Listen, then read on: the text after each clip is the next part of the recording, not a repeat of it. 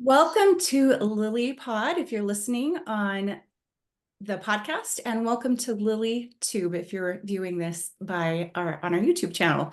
We have a special guest today, a good friend of ours, Dan Robinson, and this is a follow-up interview to a video and podcast we did with them in studio. It was the only one we ever did in studio, and it was very special. It's called Love at Last with Dan and Emily, and you can catch that on LilyTube, the video, or audio over on Lily Pod, episode 80. They were married in July of 2021, correct? Yes.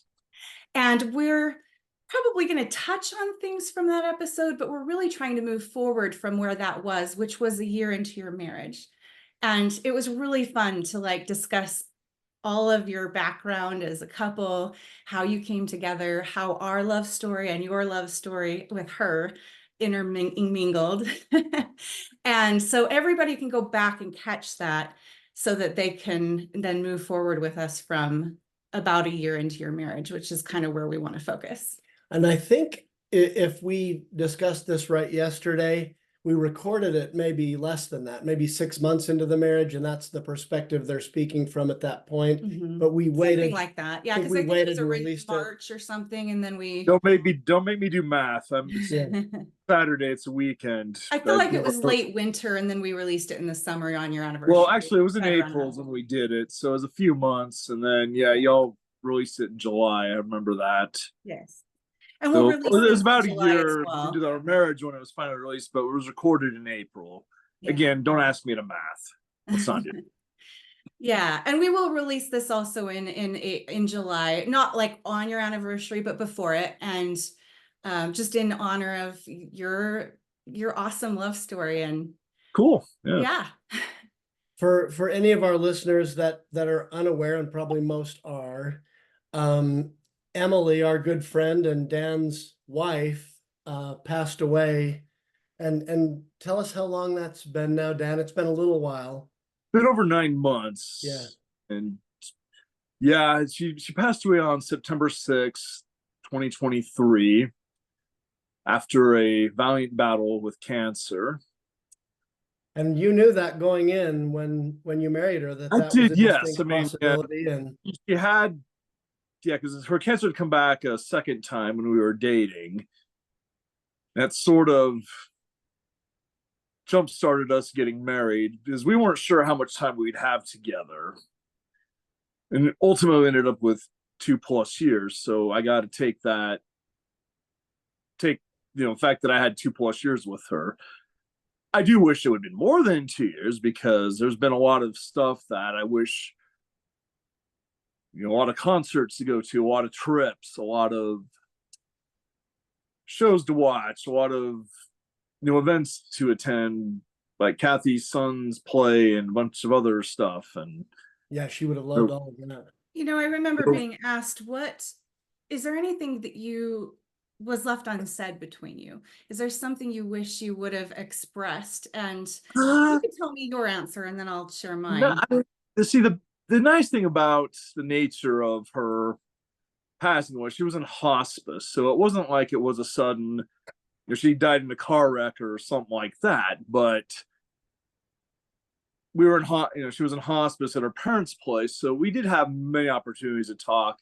And as far as I know, I probably said everything I felt I needed to say at the time, and I think she did too. And the nice thing is, I don't have any real regrets, and that was the nice thing about our marriage and relationship is, we had ups and downs like any other couple, of course. I mean, we weren't perfect, but we never went to bed angry, and there was no unresolved issues that, oh my gosh, I wish I would have done this, or I wish I would have done that type thing. Yeah, and I'd like to talk a little bit more about that and how maybe even her illness impacted your choices in terms of being able to unite in your 40s for the first time as a married couple ever, because you were single for a long time, both of you. Oh yeah, for sure. Yeah. But I think I'd like to just quickly, while we're on the subject, express what I shared and what really hit my heart. Now, for those of you who may not know, Emily was my best friend since high school. And she lived with me for more than 10 years before she married Dan. And so she was So there I for the rescued her. majority of my kids' upbringing and saw me through 2 divorces. And so she was, yeah, my best friend. And I couldn't think of anything I hadn't said, but everything that I all the years we had yet to live together, like, and share with each other, that's what I'm going to miss sharing, is all this, all the future stuff, all the stuff that, like, Yep. she won't be around for, like you said. You know, I thought about that too. I mean, I knew Emily less well than the two of you did, although I considered her a good friend as well. Um, but you know, I was impressed by the fact that the two of you had a lot of common interests and that you were still planning things at the time she passed. You had tickets to shows and concerts and Oh Comic yeah. Cons and things like that that were still upcoming. And I didn't Emily express to you something about how she wanted you to go ahead and do all those things, even though she couldn't accompany you, at least in Absolutely, body? yes. And get back to what Cathy said about how did her illness impact. I mean, the reality is, I mean, I knew she was getting treatments and I knew she was being treated, but And I thought, fighting. yeah, exactly. Thank you. Yeah. I thought she would get over it at some point and we'd really be able to. I mean, we had plans on, buying a house once the market was better. Sure. I never really once thought of, oh my gosh, this could be the last day of X. That never really crossed my mind until the end. I mean, we were living as if we were going to have a long time together. And then we Wasn't made that plans. intentional?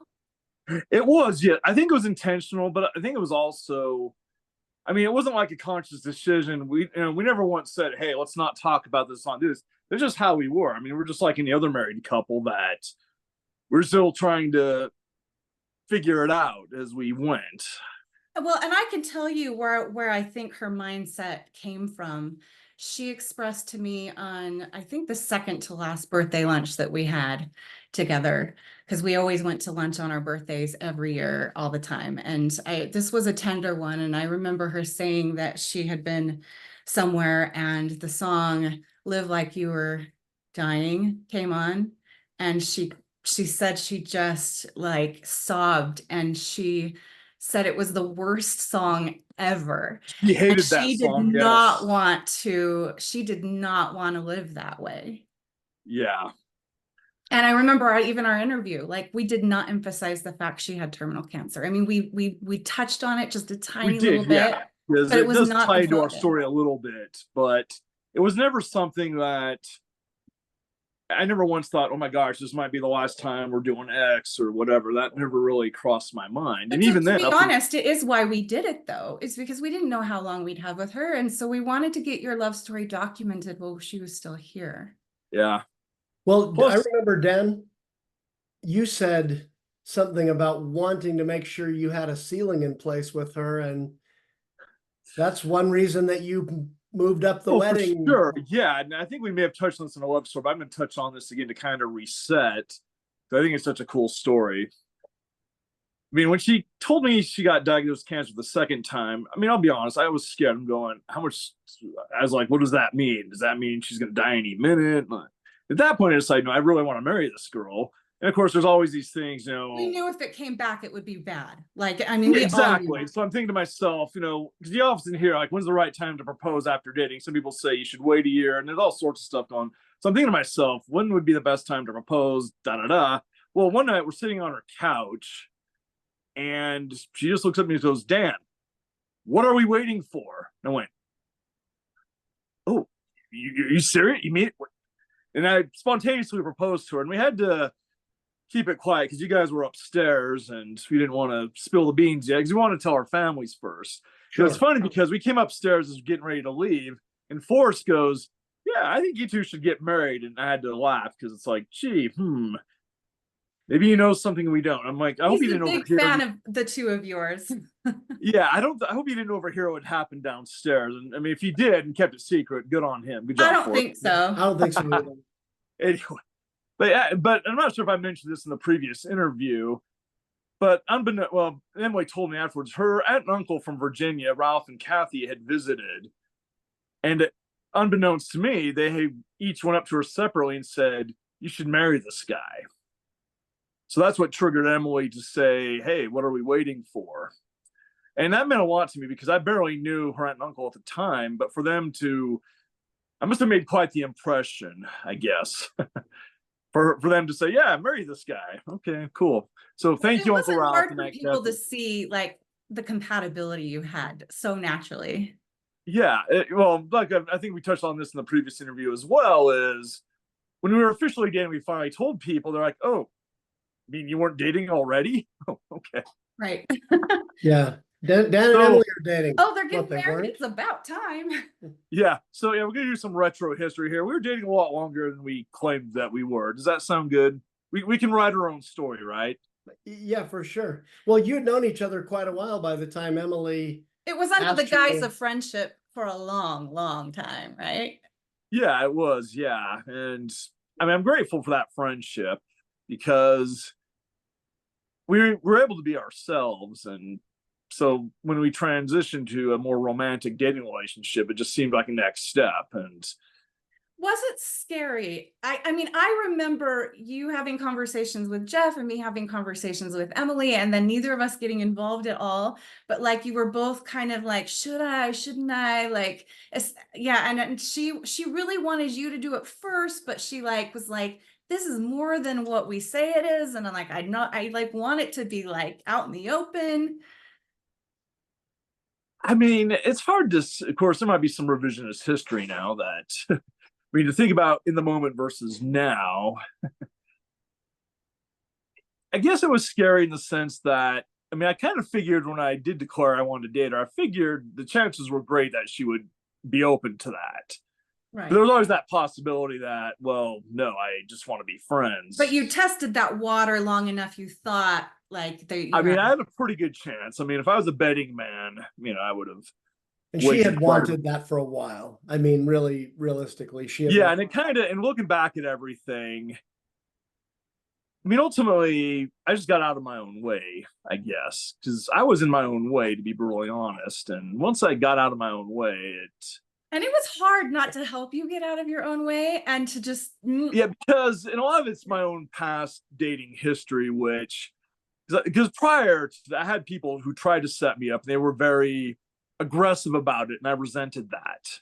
And I didn't want this to happen. I wanted, if it's going to happen, it needs to happen on its own terms, not let's force them, And even though it was obvious to everybody, I think she would have known if we put you up to it. So exactly, that's just it. Like, but I think we kept thinking, okay, we hope Dan like just does it. Yeah, and that was the other, I guess, I'm not sure if hurdle's the right word, but that was the big thing, was I want to make sure it was something that I wanted, that she knew that was something that I wanted, that I wasn't being pressured or put up to it by her friends or her family or anything. It was something that I wanted, that it was my choice. Right. That was very important to her as well, because she's the kind of woman that, I'm not going to settle for just being an option. Well, and you had, I think our audience knows this if they saw the other interview, but you had dated Cathy first, and ultimately Cathy and I moved on and got married. But so I think Emily didn't ever want to feel like, well, I'm just second choice now that he could. Exactly. Yeah. That was very important. She didn't feel that way either. That's probably why it took me a while to finally, I was part of it, because she was feeling the same way, like, but so that's why I had to evolve on its own organically. And you were really good to reassure her that way, that no, you're the one I want. Especially once you burned the boats and jumped in. Yep, like she never had a worry after that. No, she did not. I mean, because I was all in. And I told her I was going to be, because when I told her my interest in dating her, I told her what my intentions were, that I'd like to see if this leads to marriage. It was not I figured that she's the kind of woman that she doesn't need someone who's wishy-washy. She needs someone who was intentional, because she was the kind of woman who, she lived her life on her terms, and she didn't have time really for anyone who was wishy-washy or who hadn't figured out. Yeah, and again, she didn't want to be an option. She wanted, if I'm your choice, If you wanted treat to be me the like option. that. And as my best friend, I loved the way you loved her. I love your love story. I love the way you got along. I loved how happy she was. Yeah, she was always that's happier kind of after was she one of those met you. natural things too, because I realized, and even then, I mean, I'll confess, there's no statute of limitations, right? I mean, even when we were dating Cathy, I kind of felt a little bit being drawn toward Emily anyways. I was much more easier to talk to her than it was to you. I just, Yeah. Oh, well, yeah. I mean, and but you saw like the kind of decor and like yeah, personality you she kind had of in see, yeah. our So, home. Like and I mean, I have she to admit, wouldn't knowing fake what I know that, right? now, yeah, I mean, knowing what I know now, I may have pivoted earlier, and I think you would have been like, oh, okay, cool. Yeah. You'd have one less option. Well, and I think that's a good point to make here, because a lot of our listeners are singles. And if you're really strict about the girl code or the guy code, the Dan and Emily thing would never have happened. And that would have been Exactly. Yeah. You got to throw Mm. all that out the window. Mm-hmm. Yeah. I mean, if the right person is the roommate of the person you're dating or whatever, you know, I understand there are feelings involved and you got to tread carefully, but I don't think you should throw those options out. I agree. And the thing is, I mean, we're all adults. I mean, we're not in high school. We're not in college. Absolutely. We're adults, right? Let's act like it. Right. And the same guy that makes People are going to make their choices. jokes, but Well, and Dan, I love that we all stayed friends. You joined our book club. We started yeah. meeting regularly. And even then, I think we may have touched on this interview too, but when after you told me, well, I'm gonna go with Jeff instead, and then like a few days later, you're bugging me about Hamilton tickets. Right. And it was just turned out to be a pivotal night. I mean, and the reason why I bring that up is because in a way that kind of did start the ball rolling a little bit, because the thing was, it was so unconventional that I mean, it made no logical sense, but you know what? In the end, it made absolute sense. That's kind of what I want to impress also on anyone who's listening and watching. Sometimes the most intuitive thing may not be. It may be to go, you know what? This is like the craziest thing ever. This girl who just broke my heart wants to go to Hamilton with the guy she's now dating and and her with best her best friend who's friend, cute, who I think is interesting. So it's kind of it seemed really weird, but I felt inspired. Just let's just go. Let's go for it. I mean, And that we was did. like your first date, and you were totally set up. Yeah, it was just because I had people who were like, "That's crazy." I had people who were like, "That's weird that you're getting tickets for them." It's just so unconventional. But the fact is, if anyone who knows me well enough knows, I am somewhat unconventional anyway. So if you know me, in a way, it made sense. Yeah, and your friendship means a lot to us. You're family now to us, and Yes, yeah, just likewise. And that's just kind of, and again, it gets back to we were adults about it. Were there feelings involved? There were. I mean, human emotions, but I think we don't have to be trapped or ruled by those. No, just to clarify to the audience, we did pay for our own tickets. They were very expensive. That's true. But you were nicknamed that night the purveyor of epic events, because you know how to hook people up. Yep, we've done a couple of other activities with Dan since then, and I think we did Wicked, and anyway, we did Hamilton again. Did Hamilton again with Emily also, and also her parents and my sister and brother-in-law. So it was quite the party, and that was super fun. And I'm biased, but that second time was much better than the first because, well, we're married, and anyway. Yeah. We may or may not have missed a few scenes because anyway, we'll move on. Completely appropriate. You had seen those scenes before. There were other scenes to look at. We were admiring each other. Yeah, that's what we'll go with. Yes. Yeah. I just I love like how we just set all those rules aside. We were friends and something wonderful grew of it. And as we've all expressed, and we now know for certain, you came into my life to come into Emily's. Yeah, and that's kind of how I look at it, because Emily and I talked about that a lot, because she didn't date. She wasn't in the online thing.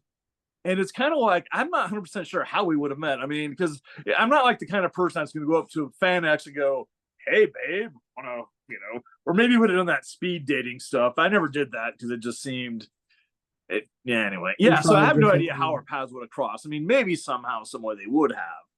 Universe is funny like that, but I think definitely I have no doubt that you were the key to that. Yeah. And it's just so cool how you had this natural like interest in what she had up on her walls, and like because you've had so many of the same interests. And well, what also impressed her was conventional. Sorry. Well, I was just saying that with those with the things that were up on your wall and things like that, the Her wall. Yeah, the interests that you each had that were similar were not necessarily conventional things, that everybody and their dog. No, likes. It was very unique. Yeah, she was a geek like me. And also what was unconventional too is I remember when I got you and your boys some presents for Christmas, I also got her a stocking of stuff, and she's never had someone really do that before. And she thought that was interesting that, I remember I gave you and your boys a bunch of stuff, and I also gave her a bunch of stuff. Yeah. And it was weird because, I remember I love that you were so thoughtful that way. And I think you showed up one Halloween too, when we were watching Stranger Things, which with a bunch of Stranger Things street treats for us. You did like a little trick. I think you something like that, yeah. Well, did a doorbell ditch remember or something. too, when we do activities, Emily would be with us, and it never bothered me. I was okay with it. Yeah. I never once said, "Why is she along?"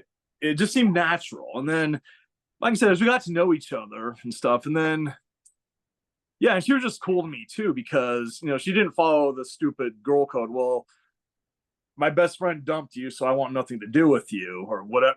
I don't. It's been a few years since I've been in high school and stuff. I remember that silly, whatever. But thankfully, none of us followed that. She was still willing to be my friend on her terms, and then, yeah, like I said, something beautiful blossomed from that. Well, and that's really what dating is. People say they hate dating, but I think if they'd approach it as I'm making a new friend, like it takes so much pressure off. And then, no matter what happens, like I care about you and your happiness, and I want the best for you. It's sincere.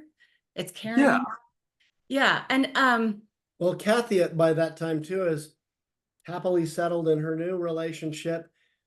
Well, new old relationship. Yeah, we have our own. Jeff came back into the picture. But the point being that why should Emily have to observe some code that says, that someone Cathy dated can't now date her? That's not going to hurt. We were very, very forward about like, you have our blessing, whatever you guys decide. For sure. Great. It was and like I said, that's probably the reason I want listeners, whoever's watching, don't get hung up on that stuff. Just don't. Get out of your own. You miss out on a lot of cool stuff. A lot of cool friendships, a lot of cool opportunities. Yeah. Just a lot of the convention rules, just throw them out the window. Well, and I will say, I mean, you happen to be appropriate, of course. Don't do anything inappropriate. I was going to say, but don't do anything inappropriate. Don't. No, I think that it always has to be on up and up. Yeah, and like don't go behind each other's backs. Be like open. And if that relationship is still ongoing, then you want to show some respect. Let that run its course. But yeah. But no, I'm not polite for anyone to break up any other relationships. Nope.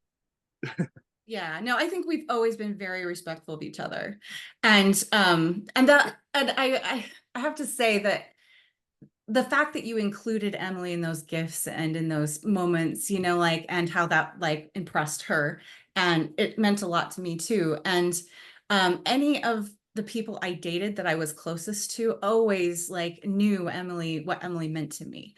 And if there's anyone who dated me that didn't know what she meant to me, they didn't last long and they weren't as special to me. And it's interesting that the people I was closest to, they showed up to her funeral. They did, because they were like, I was a pallbearer.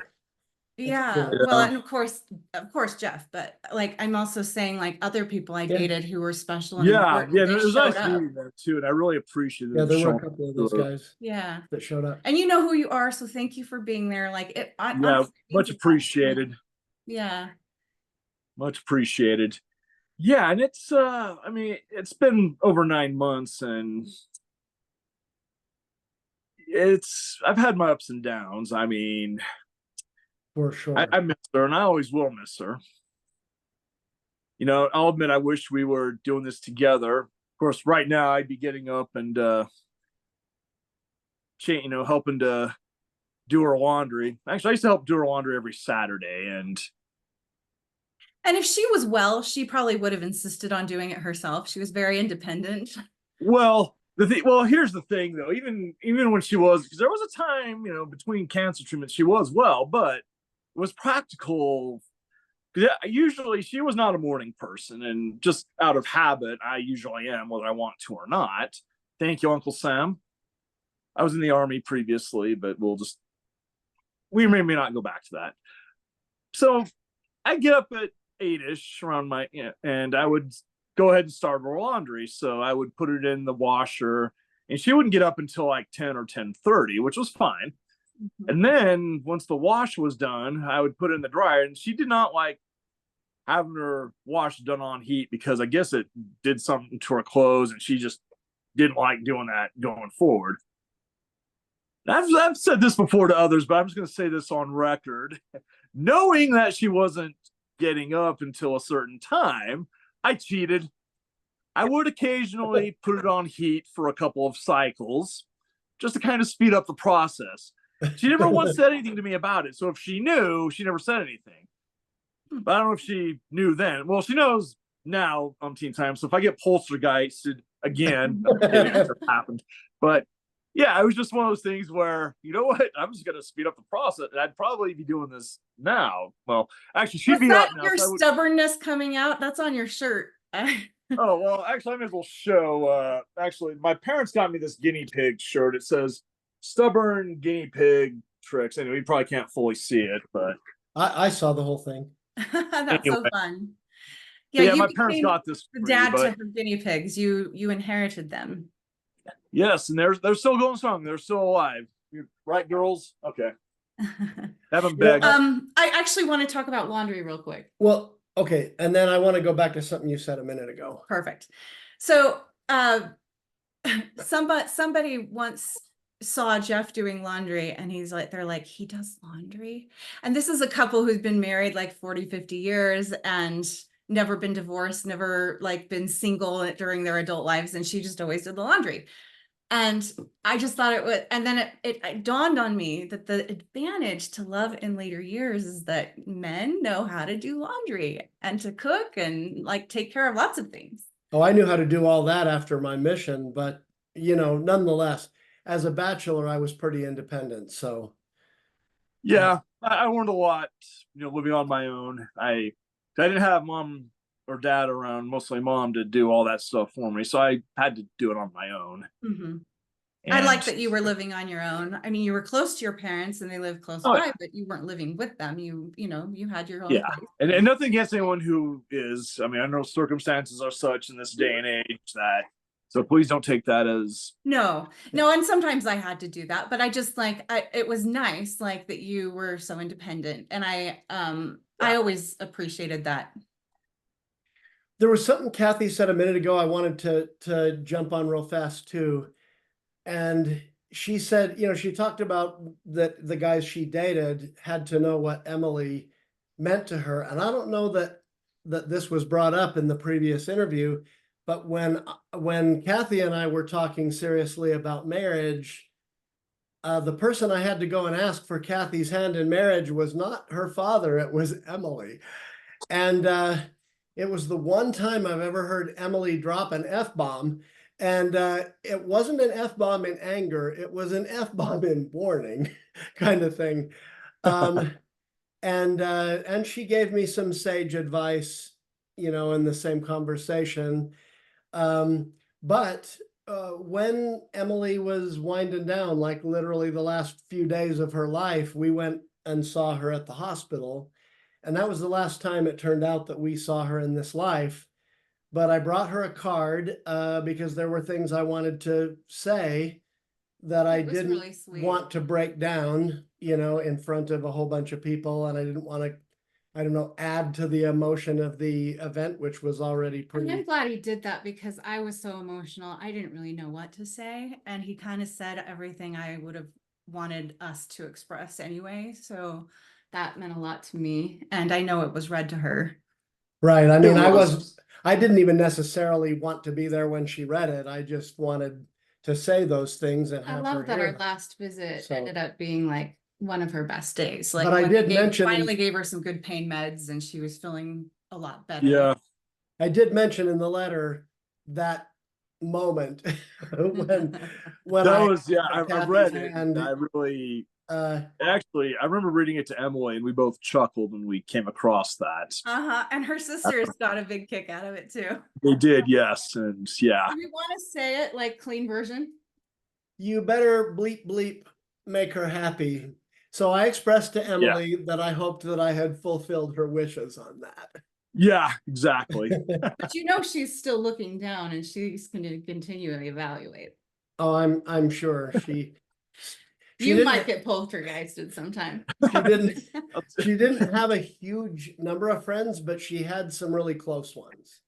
And Yeah, it was really nice to see all those who came out. And then, although the interesting is, ever since she's passed on, I've had many people who have been like, I wish we would have known her. I wish we would have spent time with her. I wish there's all sorts of, I mean, she sounds like she's an awesome person. And Well, and I will say that that is one of the things that my grief has turned into, like, just like one of the greatest joys too. Like that, I hate that we lost her so young, and I wish we had the next 40 years to talk about things that come up. But I also am like so grateful to have known her. Like I feel really, really blessed. yeah, I feel like, in a way, I caught her at the tail end of her life. I feel like, out of all of her family and friends, I feel like I knew her the least because I caught her at the tail end. But then again, I did spend the most time with her at the tail end of her life as well. So I guess there is that advantage. right, the day in and the day out. Well, and you knew her in like not just the married way, but like in this special, quirky, like you have so much in common way. Yeah. She loves my quirky sense of humor, and just that was one of her. And we still carried that on. I mean, there are some things that are too personal I'm not going to discuss here, but I sang different songs and different other stuff, and it was just for us, and that's what made it so special, is our stuff. And You always had inside jokes from way before you started dating. I remember. oh yeah, it was funny because I remember, we'd randomly break out into song. Actually, I got to share this experience I had recently. We were at our church's, fast and testimony meeting, and this person was talking about this. She was approached on the street by someone. Like, I want to do this survey. I have a question to ask you. What is love? And if anyone who knows me knows, I'm into music and stuff. So my first thought was, "Baby, don't hurt me no more." Obviously, I didn't blurt that out in the chapel. That would have been interesting. But I knew right away that had Emily been there, she would have done the exact same thing. We both would have chuckled at each other and just. Sometimes you do it at the same time. Like you go to a song reference. Like, yes, we would have done that. And then I remember talking with someone about it afterwards. And thankfully, they said that their son did the same thing. So I felt much better. But we kind of felt like, maybe it was, in a way, Emily was there and she was participating. I mean, I know, silly, but who knows? oh yeah, no, that's how we connect, I think, with her. I think might be a good time too to suggest or to let the audience know what song Emily asked Cathy to play on her violin at the funeral. Yeah, string quartet. like fight song. And I will admit, because I've had people ask me, and that was a beautiful rendition, by the way. And thank you. Actually, I'm just going to say this. My sister was watching it. I guess she was sick, but her daughters are watching it too. And one of my nieces actually sang along to the words. She knew the words, so she was actually singing it. And I've been asked before, like, what's the significance of that song to her? And I'll be brutally honest, I didn't know the significance of that song until she was dying. She never once brought that, at least that I can remember.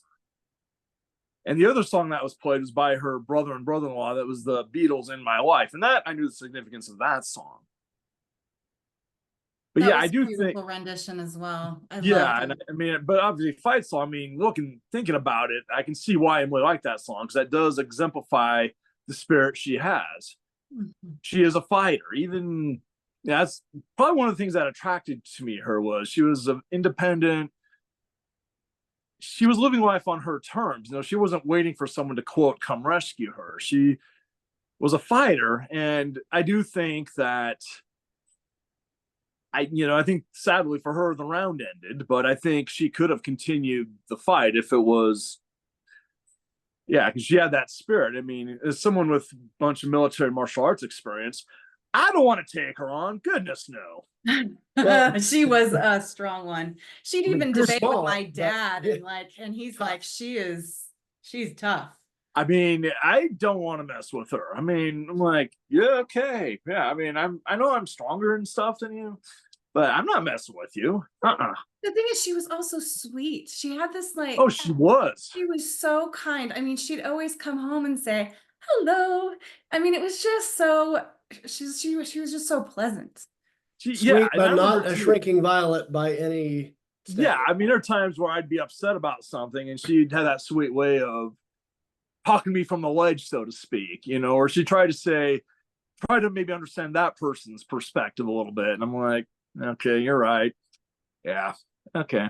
And in a way, she still does that. I'm often reminded, you'd think I'd gotten better, that I'd learned by now.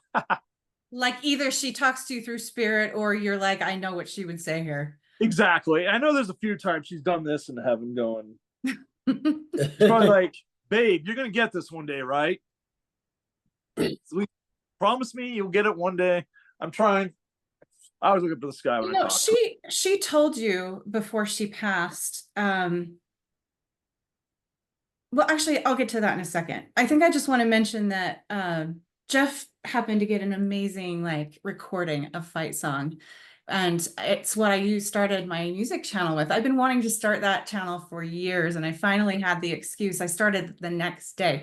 And so now, like, when I see how long it's been out, it will always be like when we said goodbye to her. And we took that song and also all my in my life, like we played those two on Memorial Day at her funeral, seeing her gravestone for the first time, at least for us. Yeah. And that was really special. And I think that's a good tradition, like to just play those, like, because they did mean something Yeah. to her. And I wish I knew what it meant as well. I mean, I would be very curious, but I will say that I've sometimes when I've played it for like just to feel close to her, just to remember that beautiful, beautiful service that honored her life so well. Uh-huh. I've thought, maybe it was for me because I have had a hard time breathing since she died. Like, and it's been more than 9 months. And sometimes, Yeah. and it's gotten better. Like, it's no longer like paired with like a raspiness that like kind of like a bronchitis type, but like it's still labored.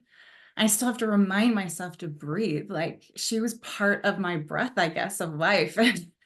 I mean, and anything that like she wanted for me as my friend to be happy and joyful, like I've had to fight for that too. Like because it's easy to get depressed and like overwhelmed and bogged down. And I want to talk more about that and how that's been for you. Yes. I'm glad you brought that, because one of the things she feared the most was not that she was dying. I mean, she accepted it. She had a strong faith. She knew what was going to happen as far as based on our faith tradition of, she was going to go into the spirit world, see her loved ones. But she was worried about We me. both felt that you contributed a lot to Emily's strengthening of faith too. Yeah. And I tried to be a good example. I mean, I'm not perfect, but I think she really was impressed with me trying to live by faith, because actually I'm going to kind of go back a little bit to previously, then I'll get on that, because one of her concerns was, I remember she came up to me once we were dating, because of her health challenges, which I won't get too much into, but she was like, just so you know, I probably won't be able to have children. Is that an issue? And I just told her eternal perspective, and that was it. And she felt much more reassured when we were dating that I wasn't just going to run out on her because she couldn't have children. So once I allayed that fear for her, it was a huge weight. And I didn't mean to treat it so casually, but to me, it was just like, well, if we can't have it in this life, can't have, we'll have it the next. And okay. And, that was it. And I am so grateful you had that response and that perspective, because she needed that. Yeah. It did tie in with, why I wanted to marry, because I wanted to be sealed to her for time and all eternity. So, but anyway, getting fast forward to, her biggest fear was me, because I've had history of depression, PTSD, and all that, and I won't touch too much on this, but there was some concerns that she had that certain things could happen. And so she wanted to make sure that her family, my family, her friends, whoever's like, whatever you do, watch out for Dan, take care of Dan. Yeah, she told us that. I And remember she the would do moment. all sorts of, and one of the things I had to, that made it easier to finally pass on was, because I think one of the reasons why she was hanging on was she was concerned about me, because I'll admit it, when she was in hospice, it was hell. It sucked. There's no way around that. It was And your probably the worst moment was getting the news it was not going to turn around. Yeah, for me, the worst day of my life was August 29th, 2023, when it was the worst thing ever. I wish I would have been punched in the groin or kicked in the gut or something. That would have felt much better. And my legs gave out, and her mom, who isn't much bigger than Emily, she was able to maneuver me to a chair so I could fall safely. But I'm just like, I'm like, this isn't happening. And well, it was. But her mom remembers that moment. She really felt for you. Yeah, I'm just like, because we had all these hopes and dreams, all these events we were going to go to, and that just went. It's like, now what? But then when we talked, she was very adamant about, you're going to find friends to go to these things. You're going to go do these things, and I had to assure her that, yes, I have people taking care of me. I have this group of friends. I have that group of friends. I have, I'm not going to let this make me fall apart. Yeah, I have a good support system. And and once she was assured of that, I think it helped ease her transition. And then, I'll admit, one of the big, pretty quickly once she was on hospice, faster than we thought. Yeah, and again, I'm not going to say, I'm glad, again, it was sad when she passed, but it was also a relief. I hope people understand what I mean by that, because she was no longer in pain. She was no longer suffering. It was still sad. It still hurt. Yeah, no, but at that point, let's let her go, because it's not good. Yeah, we've accepted that. I wish there was a last minute miracle, but there wasn't. And sometimes things just have to be accepted. Why she passed when she did, I don't know. I probably won't know until the next live. Well, and I would like to tell the audience here a little bit more detail about what she said to us, and I'm sure she told you as well. And that is, I don't believe in just saying your will be done. It doesn't matter to me, whatever, take me whenever. No, let's pray for miracles. Let's pray for opportunities to save my life, for me to have a long life with Dan. Let's keep praying for what we want until we know. Until God speaks definitively, to the contrary, let's keep asking for what we want. And I loved that, actually. Because sometimes we give up before we need to, before we even know his will. And that's the thing, is because, Emily and I kept fighting. I remember some very powerful prayers I said many times during our marriage that, and we did have some nice peaceful moments. So it wasn't, those prayers weren't in vain. We did have some nice comfort, and I'm grateful for my church that, they came by and supported us, and, we appreciated them. And then, then actually I was going to say, her sisters, she has one sister who lives in Ohio and one who lives in Sacramento. They both came and stayed, and they were willing to stay the duration. And I will tell you, that was a godsend, and they were literal angels, because myself and her parents could not have done it without them. There's no way we could have. And I would have canceled our trip to over Labor Day weekend if they would not have been there. But because they were, I felt they needed that special time with her. Yeah. And so Without us, we actually, left, yeah. and like I was mourning like the loss that would be very soon. And while I was down there, I did several things I would not normally do in her honor. I went and I jumped into a pool in the middle of the night. She loved water. And she totally Yes, would have yeah. done that. Like just I always like kind of like waded in and like just got used to the water temperature. And I just went and jumped in.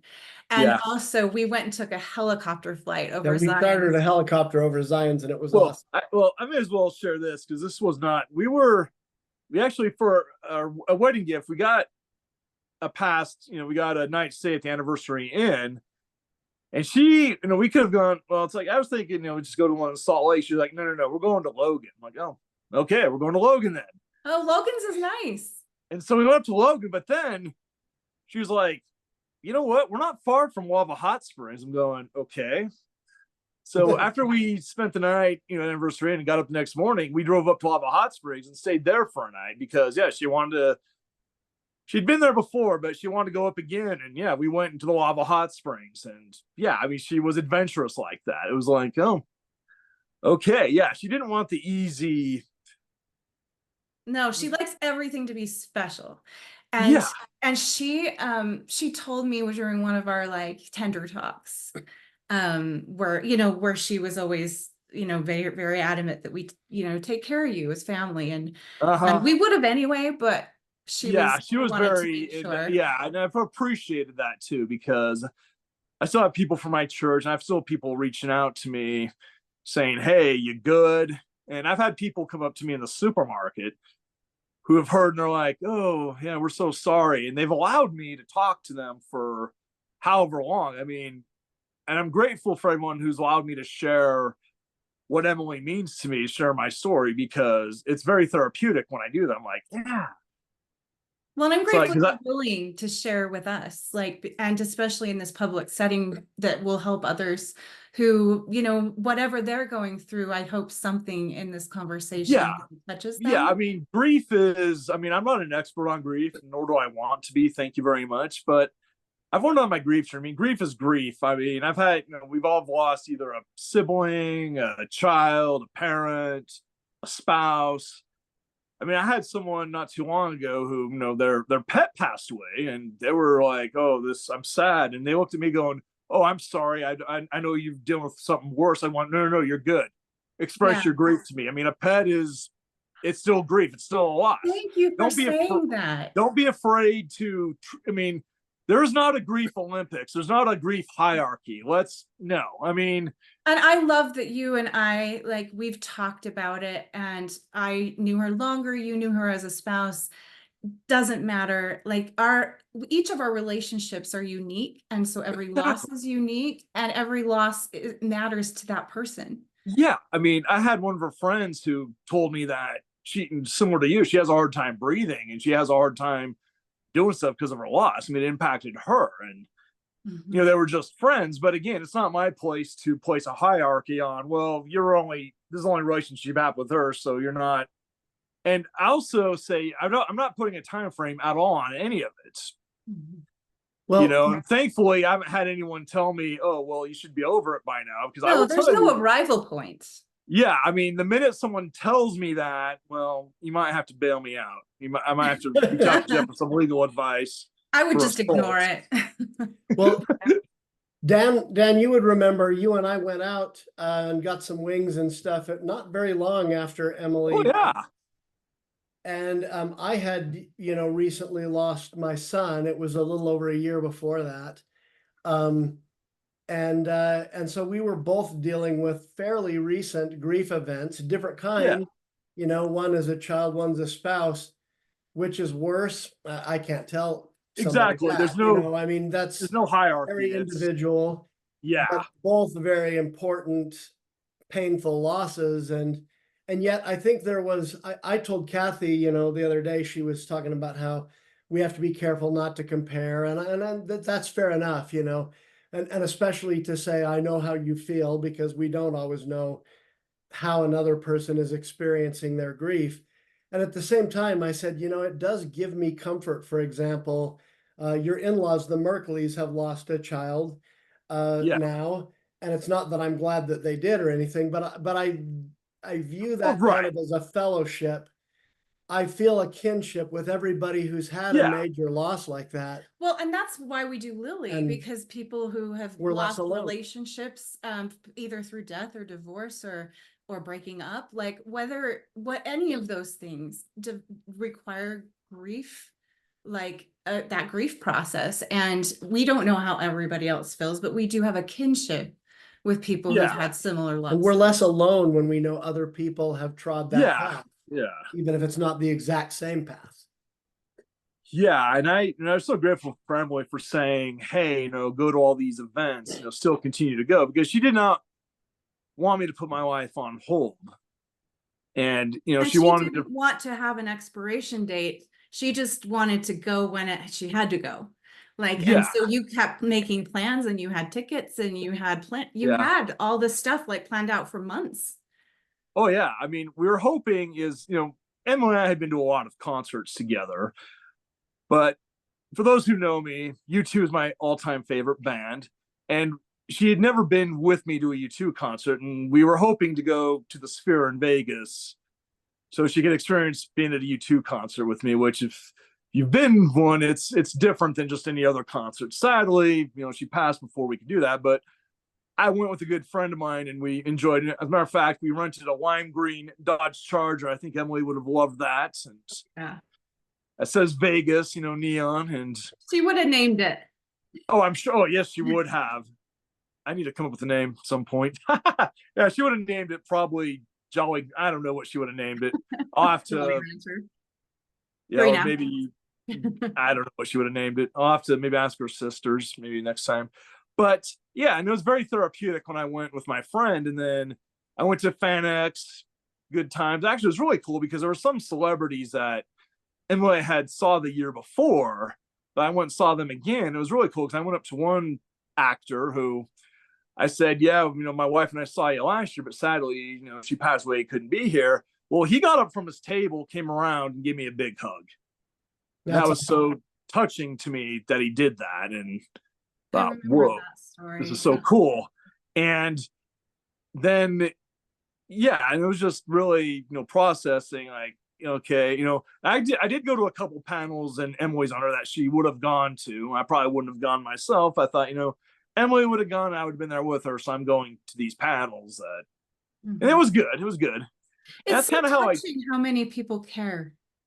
Yeah. Like even random strangers. And so many have Oh yeah, had some I told event. people just waiting in line for stuff. I'd tell them, and they were touched by my story, and they're like, "Oh, it's so cool." And and I think there were some people that were going through something similar, and my stuff helped. They're like, they saw that I was a good example of getting out there. And I'm not saying it's easy. I mean, I have my moments where I can barely get out of bed to go to work or do whatever.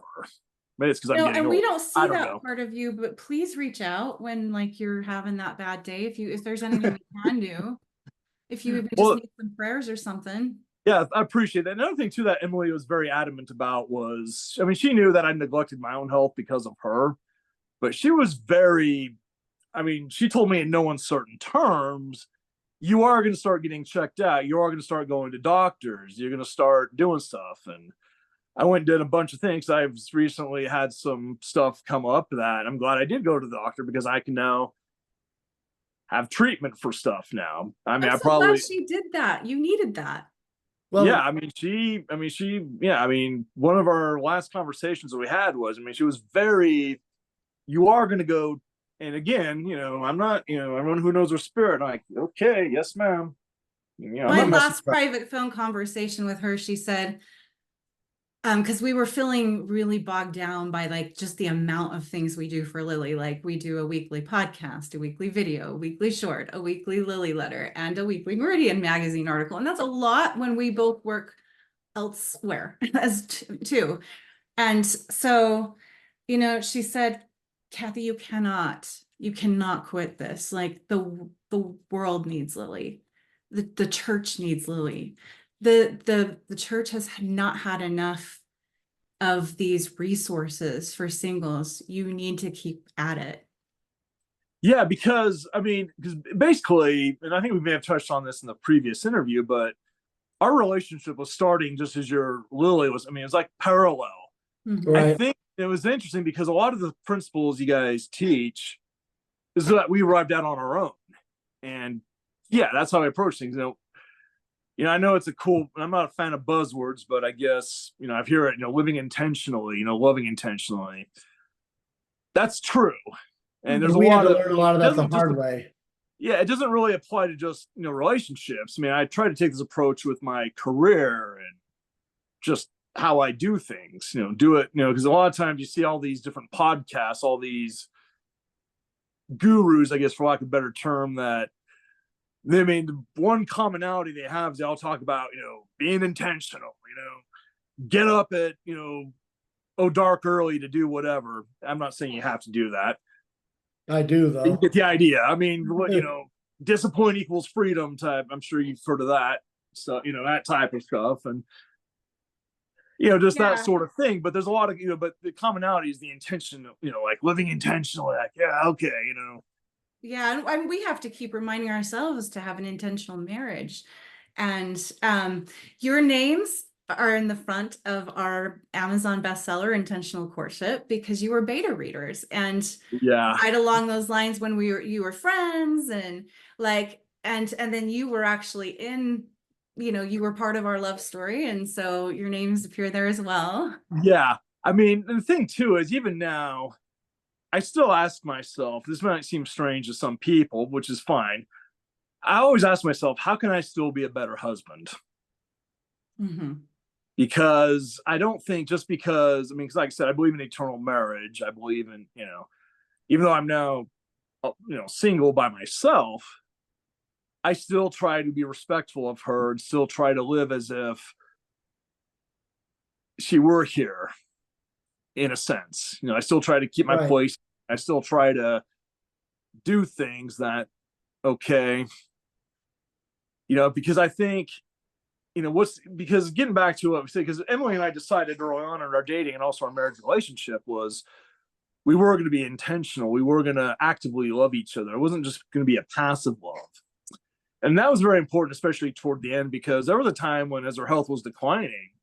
So I'd always tell her, oh, I love you. Oh, you're so beautiful. And she actually told me, goes, Dan, there are times I don't feel beautiful. I don't even think I look beautiful. But you saying that to me means the world to me. And I was still hugging, kissing her, and doing all those things. It And probably that meant meant, more from you. I always told her she was photogenic and she never believed me. yeah, I know. It's funny you mentioned that because I finally, yeah, she'd say that to me too. And I'm going, yeah, look at all these pictures. But after a while, she stopped saying that, which I'm glad. I mean, I didn't tell her not to, but I know she had some other stuff that probably led to her always saying that. And I didn't really ever find out or dig into it. If she wanted to tell me, she would have, and well, she never did. So I'm not going to worry too much about it. See, that's the other thing too about Emily too, is because there are times I go back over certain disagreements we had, but I know she's like, Dan, those have already been resolved. You don't need to keep going over these. It's already been resolved. That's a nice So, intentional thought, isn't it? yeah, because there was a time where she actually was having something happen to her and she started to have like a bad reaction. So she was like throwing up. And I'll admit, I got scared. I didn't know what to do. So I actually went back to our bedroom and she basically came back after she was all done. She's like, yeah, it would have been nice if you would have been there for me. And I went, oh, I'm so sorry. And I told her I was scared. And then, when she had similar episodes happen after that, I was there for her. And I remember we talk and I'd go and I'd always say, you know what, babe, I'm sorry for that one time. She's like, Dan, I forgave you for it. We've learned from it. You don't need to keep bringing it up. I'm like, oh. And so I think about too sometimes some stuff that, because I'm probably because of my personality, I always think of, oh, what could I have done better? But then I But you remind, did do better. And let me yeah, just say to exactly. married folks, you could have gotten defensive. You could have said, well, I didn't know what you wanted. Like, but no, you said, oh, so that's what you want. And then you did it. Yeah. Uh-huh. Yeah. And I told her too. I admitted like I was scared. I didn't know what to do. I apologize. I probably should have asked what you needed, but I think a froze up. one-time apology is usually called for, but like what a wonderful like way of like she's like, yeah, no, we're good. Like, let's just move on from that. And you know, Yeah. when you were talking about intentionality in all areas of your life, I'm thinking what I might like to call this is intentional resilience. And I want to talk a little bit about the word resilience. And let me like preface it with Okay. I once used that word after like one divorce, and I was kind of in the middle of a rocky second marriage. And I mentioned how resilient I am. And my coach said, hey, you know, that's fine if you want to be resilient, but you might not want to keep creating things in your life that to be resilient from. So I've always been cautious with that word. However, this already happened. And there is a sense of resiliency that is needed in this case, right? I need to be able to breathe again. You need to be able to like have like your mental health in check because she wanted that for you. Uh-huh. Yeah, I mean, she outright told me she doesn't want to see me prematurely. She wants me to live my life until it's runs its natural course, whatever that is. And you can get back to that whole resiliency thing is, I mean, let's face it. I mean, life is tough. I mean, you don't have to lose a spouse or a child or have a bad relationship. I mean, there's tough things that happen. I mean, sometimes your refrigerator's not working or your car's not working or Right. your Sirius XM goes down right in the middle of work. Oh, wait, we won't get into that. So, I mean, so you have to be, resilient. And I mean, it's just life. I And we mean, don't want to attract or Well, create it, but once it's happened, yeah, I mean, life it's does I mean, life require that happens. I sometimes. mean, whether or not we mean for something bad to happen, life just happens. I mean, some guy leaves their shopping cart in the parking stall that you want. Well, and What I'm do you talking do? about like people who believe that we energetically create our lives and the words matter. And so like I said, I am a little bit cautious with using it in terms like in regular terms, like I am a resilient person. I can overcome anything. Like I don't really want to invite that into my space, but like, Yeah, exactly. Yeah, I mean, but I once don't. something's happened, of course, I do want to be able to bounce back. I do want to know that I can do hard things and that I can move Yeah, well, on. I mean, although I will say though, I mean, I know I can do hard things, but I would like a reprieve. You're welcome. Thank you. Yeah. well, Dan, Yeah. I wanted to say this because I think this is really applicable in this situation. Um, when Jesus gave the parable of the wise man who built his house upon the rock and the foolish man who built his house upon the sand, both of those people experienced the storms and the rain and the flood and Yeah, all of that. But the one that built his house on the rock survived it, and the one who built his house on the sand didn't. And and so that's really, I think, the point of resilience is we're all going to have the yeah, rainfall. It's going to come to all of us at yeah. some point. And I gave a talk called Strength in Adversity that's on our YouTube channel. So anyone that sees this and is interested in that topic It was at the Twin Falls can Singles hear, Conference last summer. Okay, all right. yeah, it can hear more. But the first principle that I tried to share with people is you trust in God. And for me, almost every bad thing or tragedy that I can look back on in my life, I can now see how doors were closed so that better ones could open for me. Now, with my son's death, I could have 7 more sons and it wouldn't replace the one I lost. I would still grieve that one. So it doesn't work quite the same for me with that loss. But Yeah, I do look at it like, oh, I can say to God, hey, I don't understand this, but I trust you. And you know things I don't. And so I try to give that to him. And that's the first step, I think, in building your house on the rock is, yeah, this is painful, but if I give it to God and I understand it, yeah, I know it doesn't help.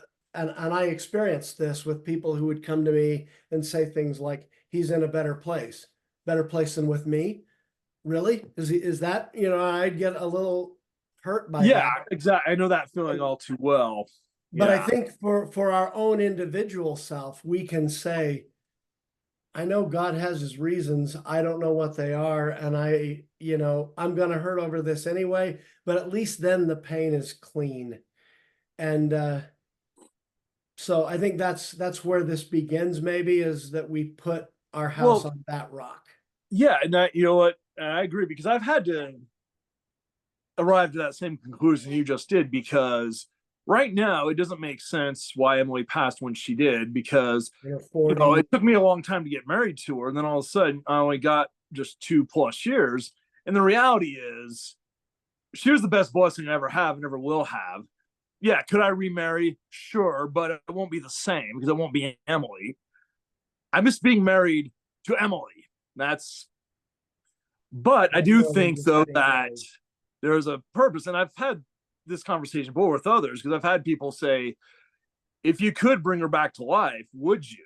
And I thought, you know, the easy answer would be, well, sure, of course. But then I thought about it, well, wait a minute. Maybe where she's at, she's like, no, I'm good. I understand why what happened. I'm where I'm supposed to be now.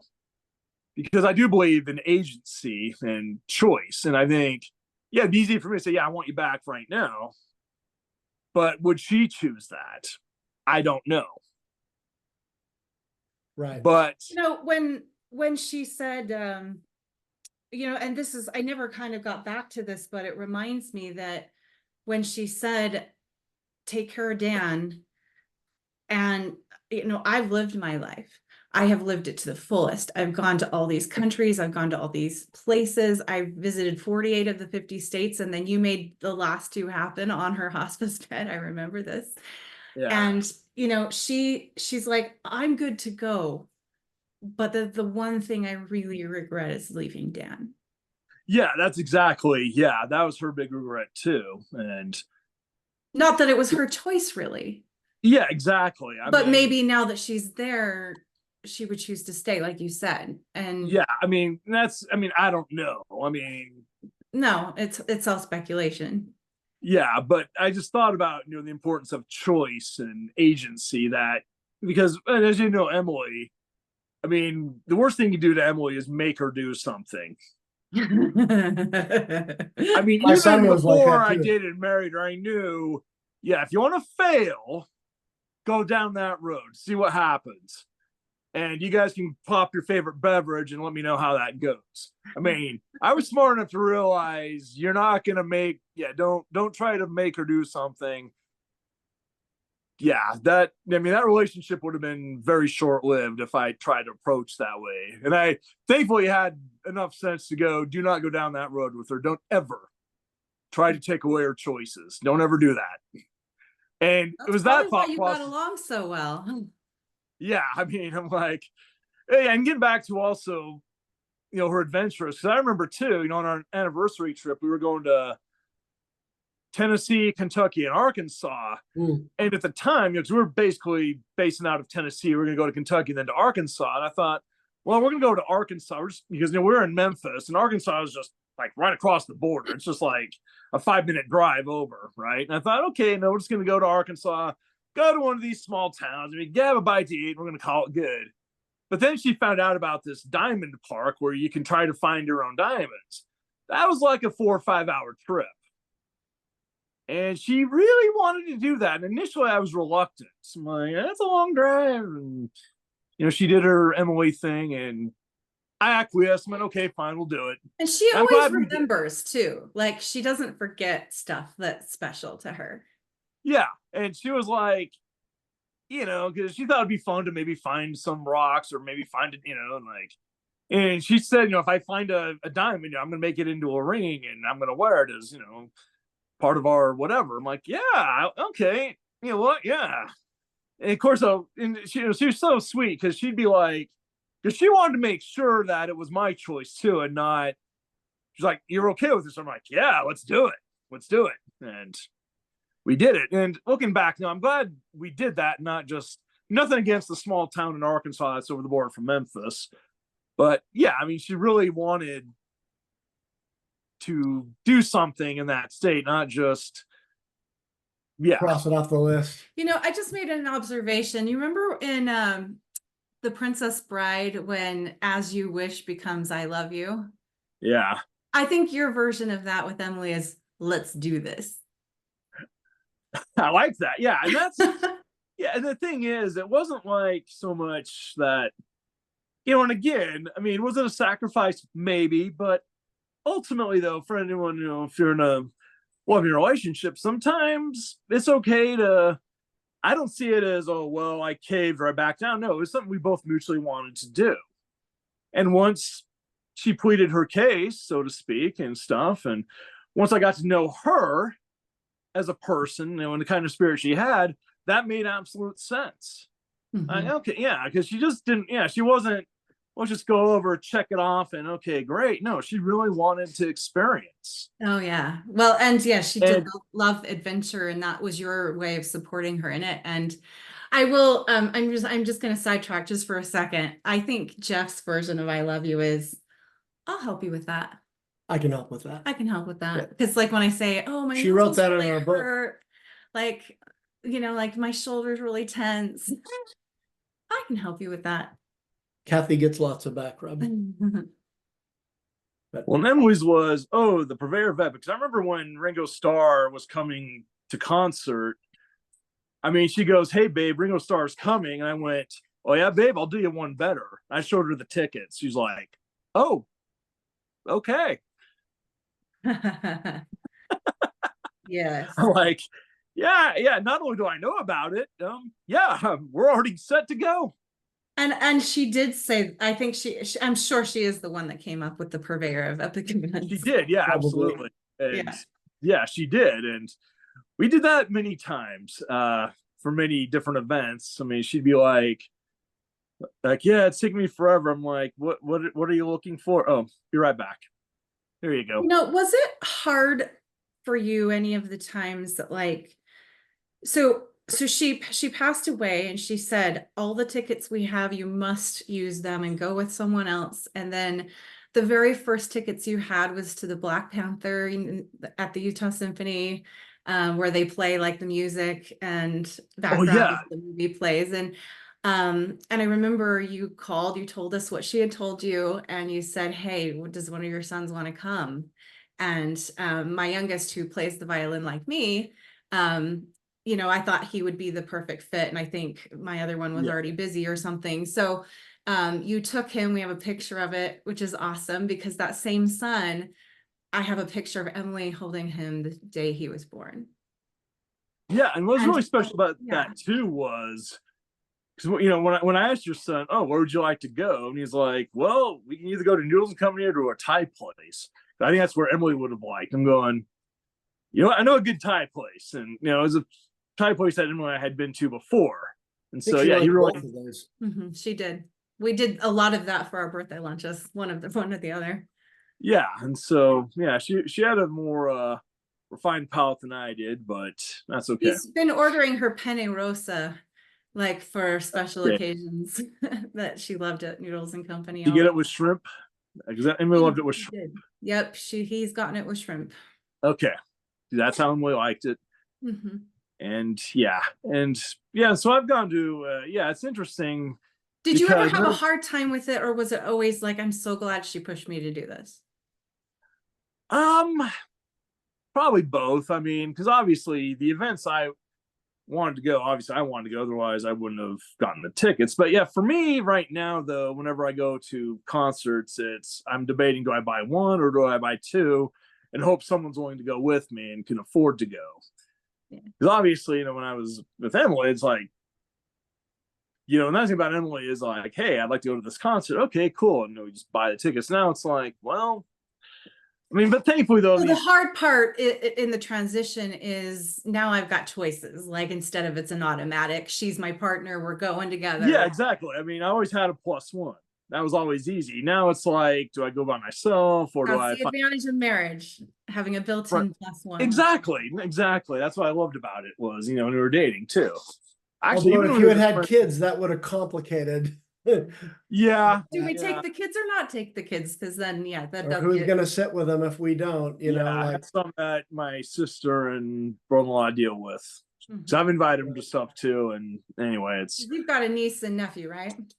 Well, on my sister's side, I've got, on my family's, on my side, I've got two nieces. On Emily's side, I have 11. That's right, two girls. I have nieces and nephews, so You wanted to ask something about that, right? About fathers in Yeah, an so unconventional. yeah, so no, I just wanted to mention that recently, like this year for Mother's and Father's Day, so we always try to do something special for either single parents or, you know, or co-parenting parents, or like just, you know, the things that like make Mother's and Father's Day a little more complicated. But this year we decided to do a video called Mothers and Fathers Who Don't Have Kids Yet. And I know it sounds like maybe a silly title, but no. honestly, you and Emily are like the perfect example of mothers and fathers who just don't have kids yet. And you have been like so wonderful to my kids. I mean, Like from their the time I met built-in you, aunt and uncle. and you know, she was from the time they were born. And then you just stepped in, just like you took on her guinea pigs. You also took on being the favorite uncle to my kids. Like that. I mean, we're not even blood related, but you were aunt and uncle to my kids. Yeah, and I noticed that too. And a And father figure, really. Like, I mean, I remember that's like right. how many times you've said, if you don't speak more respectfully to your mom, just you wait. That still stands, by the way. Yeah, you still do it. And they need that sometimes. Well, yeah, and just the way I saw Emily interact with her nieces and nephews was very, because one of the things we were hoping to do if we would have been, you know, things had gone. I mean, we were hoping to like take some of our older nieces and nephews kind of like on a trip or something. And yeah, just I mean, we had a lot of ideas and plans. I mean, we were gonna maybe take them on trips and stuff or whatever. Yeah. Well, and yeah, she was very mothering, and you've been very fathering in all the ways that life has presented that opportunity to you. And like, we just really admire it. Oh, I mean, thank you. Emily's presents to our boys dwarf what we did. I mean, she always gave them the coolest presents they got. It's true. Yeah. And Yeah, I she was good. Like, do that partly because she hadn't had her own, but that was always She was something good at it. appreciated. And Yeah. yeah, I want to say too this about you with regard to Emily. I mean, it doesn't totally fit here, but uh, I remember her parents saying, her mother specifically, at one book club, how she admired that you took on marrying Emily, knowing what the potential outcome was and how things were headed. And then I think too, I mean, I watched Emily for several years before you guys got married. And as we've mentioned, she didn't date a huge amount. She didn't have boyfriends that came and brought her thoughtful gifts and things like that. And you came along and did those things for her. And I think after you were married, still you did those things. oh yeah, And she got to experience that in a way that I don't think she ever really did before. Is that fair to say, Cathy? Oh, for sure. I mean, yeah, she'd had the flaky, like you said, and that isn't what she needed. And she was very adamant about being whole and complete and good on her own. And I think that's part of what made your marriage so awesome, is that, you know, you were both pretty happy people, like you'd made good lives for yourselves. yes. But Well, and again, that was a she big could get along without a guy, but it made it better to have somebody that showed her love exactly, and you know, and that's kind of demonstrated why. way. I mean, she's glad. I mean, and I have no doubt that even though she had cancer, I know the quality of her last 2 years were the best she could ever hope for because she was in a loving relationship. And I think she needed that more. And I think in a way, I like to think that somehow, some way, I prolonged her life, even if just by a little bit, because I think had she not had a guy come into her life, she may have possibly passed away a lot earlier. I don't know. I mean, that's all speculation. But I do know She that had I a gave will her, to keep fighting. And the thing is it might be the same with you as well. She might have prolonged your life because yeah, you have that love that you value, and you know she has your best interest in mind. And so your life is no longer your own. You're living yeah, for her. yeah. And like I say, it gets back to what I said earlier about, you know, I'm still, how can I be the best husband? Because sadly, I've seen a lot of people, a lot of couples I've known a long time, they're all of a sudden getting divorced, and it just saddens me. I'm going, And sometimes I go, could that have possibly happened to us? And of course, it gets back to don't dwell on that, because I think it gets back to the principles we had. We had principles, intentional, loving, active loving, not passive. We were going to, resolve conflicts. We weren't going to let things stew. We were going to. Well, and you had a rock foundation and in your belief systems as well. And so you had, Yeah. I think, all the makings to go the distance as long as you were alive together. Yeah. That's my thinking. I mean, anything could happen, but if you continued on the path you were on, I think you had a really good shot. Well, the thing is, this is what I told her too, is I told her that I wasn't going to change how I was dating her versus when we were married, because I didn't see marriage as an end or, wedding endpoints. And that's one thing I loved about Emily too, was, nothing against anyone who likes to have nice weddings. I mean, she wanted a nice wedding too, but that wasn't. It was. But that wasn't like the pinnacle. She wanted. I mean, she would have been like, don't. I mean, thankfully, she was like, yeah, don't spend $1,000 on a ring. Let's put that money towards other stuff instead. Travel. Yeah, exactly. Yeah, exactly. And so that's kind of that's what I appreciated about her, was she didn't think, she didn't look, she definitely looked past the wedding, looked to the marriage. That's how we both approached it, is I'm not going to change. I mean, granted, things are going to be different and we're going to grow differently, but the same approach I took into dating her, I planned on taking into the marriage. It was just, it was different, but the same attitude I had then. I'm still trying to, win her over. I'm still trying to prove that I'm the best guy for her. And in a way, I'm still trying to do that. Right.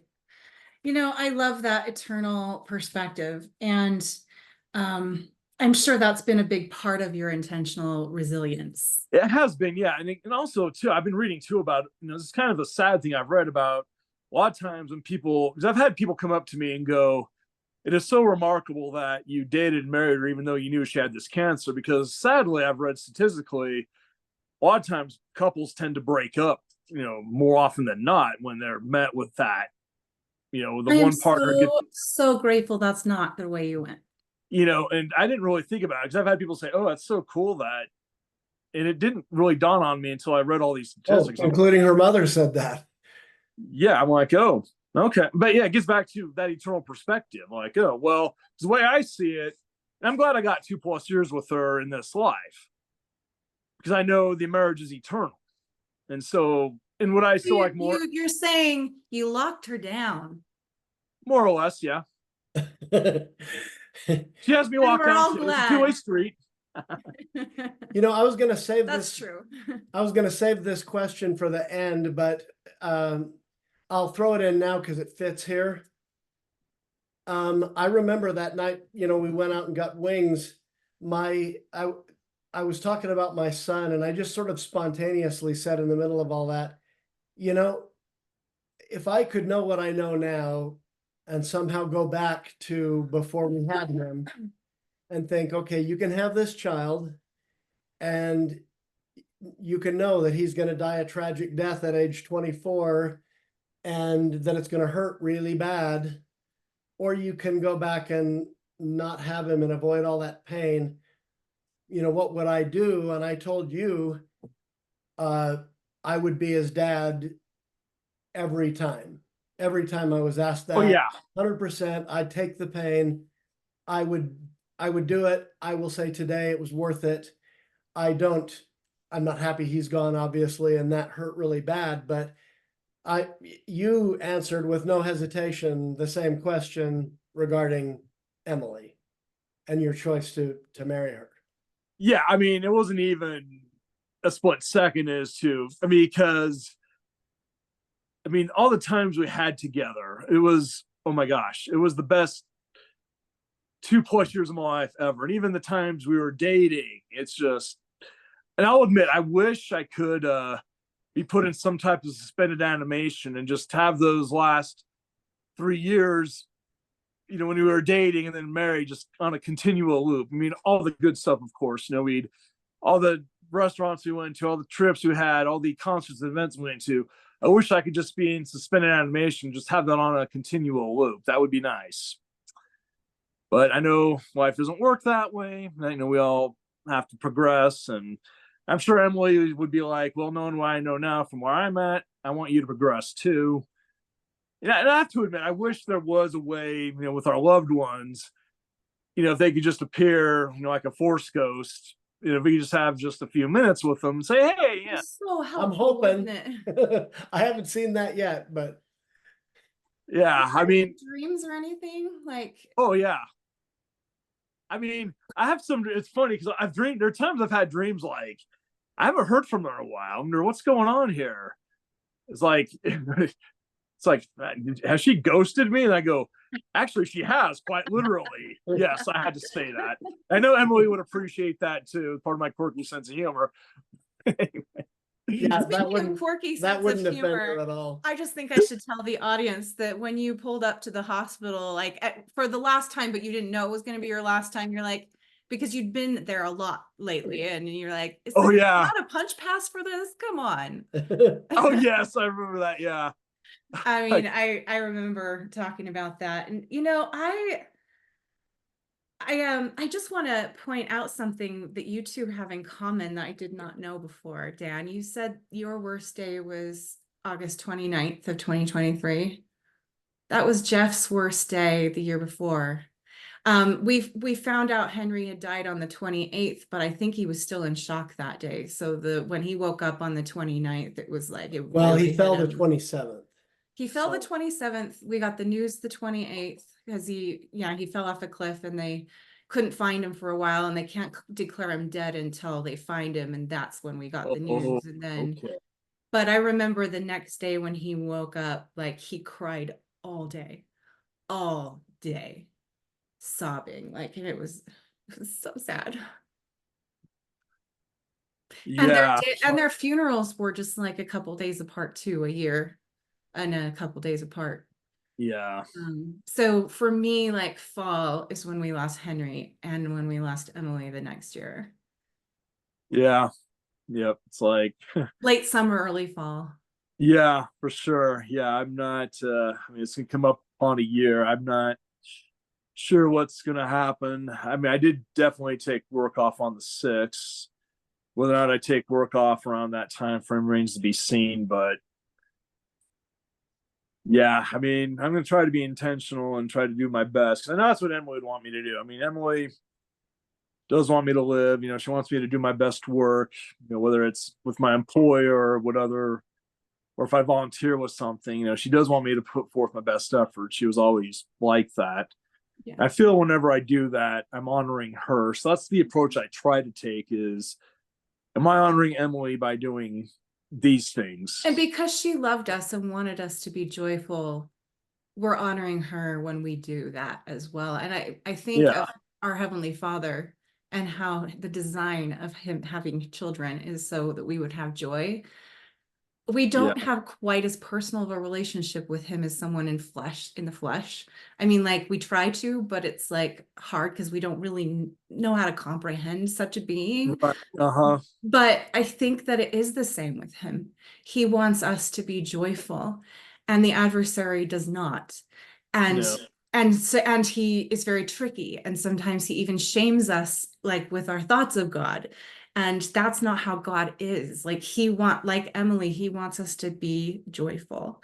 And when we are, it honors him.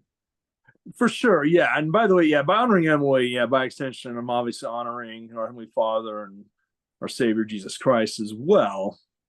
But in a way, though, Emily's a lot more, I guess, tangible. Yeah.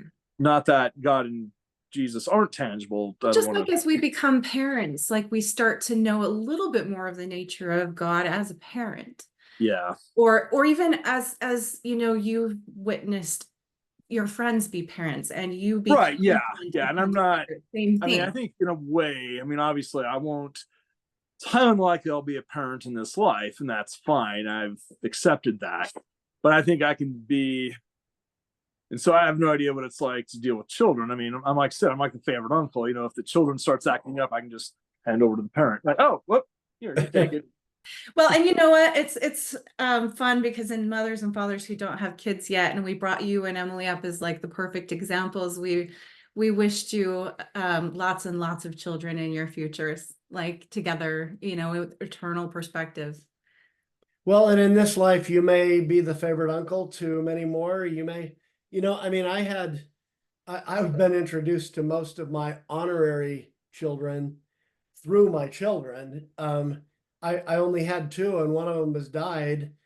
But there were kids in my home all the time. They were teenagers and stuff, and some of them didn't come from the greatest home life. Some of them did too, but and kind of adopted us. You may find that you're adopting, quote unquote, children in all sorts of different ways and I think, it's we do get hung up on kids or on blood relation, and for us, I mean, I have the advantage, I guess, of having lived 4 years of my life among Polynesians, and they have a very different concept of family, and it's more about love than blood.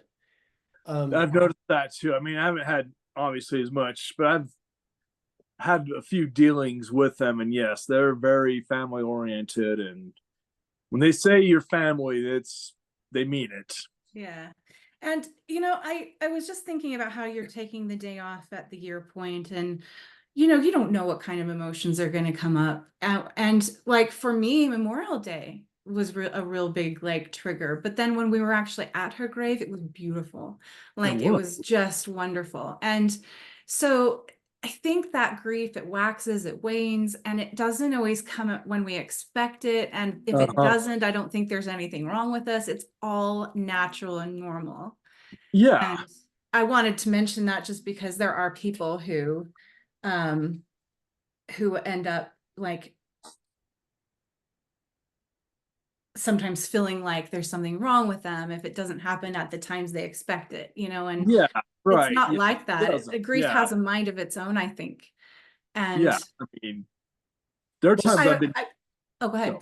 I was going to say there are times I've been triggered just going to the supermarket because I used to get her a lot of fresh produce because she'd make these smoothies, from different fresh fruits and vegetables. So sometimes going to that section can be a grief trigger, and it's just like, I mean, I end up getting stuff for the guinea pigs because they like fresh vegetables too. But it's not always easy sometimes going to that section just because I used to go there all the time and get her different things. I used to shop for her. And it was just something that, I'm thinking back, I remember she loved this smoothie. And I remember a lot of stuff took up a lot of space in our fridge. And then I'm not going to lie, that blender, was not a silent blender. That was so annoying. I could hear it upstairs when she lived. However, I will say this though. I'd be okay with hearing it again if she were still here. 100%. But sometimes when I hear annoying sounds from my family, I do think about that. I'm like, I think I would miss this sound as much as I hate it right now. I would miss it. Yeah, I get what you're saying. Yeah, it's like, oh, I have more space in my fridge now, but I'm like, I'd trade all that back to have Emily. Yeah. Anyway, I mean, I've got more space in my condo now, but I'd trade all that to have Emily and her stuff back. Yeah. Well, we're about at the 90-minute point, and I actually have a wedding to play for. So we have to wrap up. There's a few things I'd like to say, and then we're going to give you the last word. Fair enough. I'll also, just let Jeff have a minute if he wants to say anything, but there's just a few things I wanted to touch on that to make sure that like I don't feel that after this, like, oh, I really wish I would have said this, I want to refer back to one of our previous interviews. It's called Grief Recovery with Connie Eyrich. So at the Twin Falls conference, we met a grief coach, and she said she felt inspired to offer one of us a full round of grief coaching. And we thought, well, maybe Jeff would be right for it because of Henry, but like he'd already done therapy and he was really busy at the time. And I felt really like prompted to do it. And I was in the middle of my third session with her when Emily died. And when I got the news, I had just finished that session and decided that Emily would be the first grief relationship to process. And so she was my guinea pig. Like she was my first.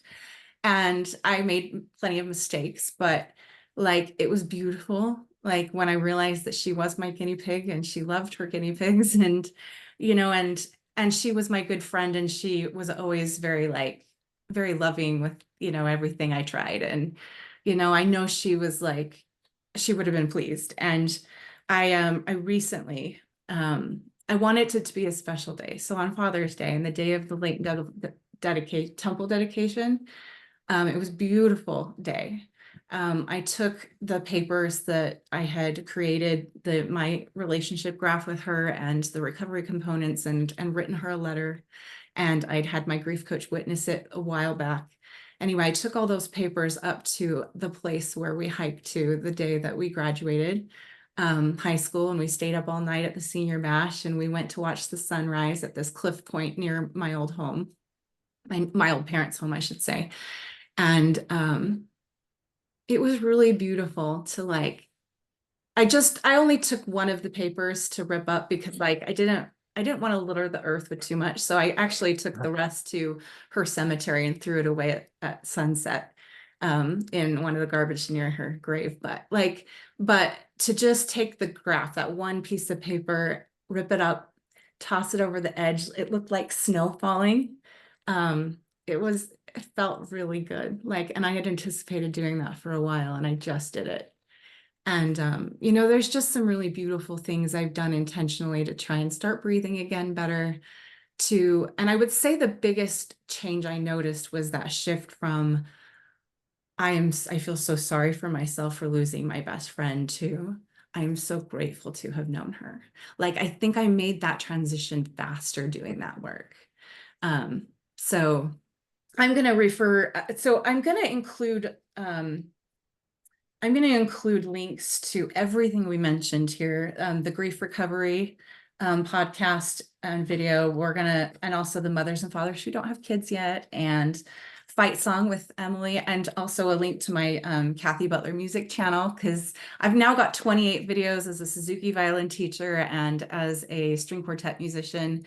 Got lots of really fun like videos already that like I was able to release, and anyway, so like, and there's, yeah, quite a variety of music there. And you loved music and she loved music. So anybody who wants to subscribe to that, it would be in Emily's honor.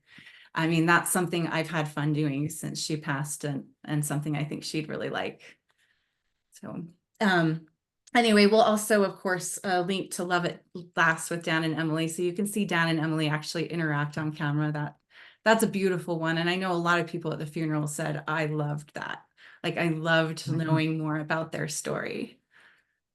Oh yeah. Yeah.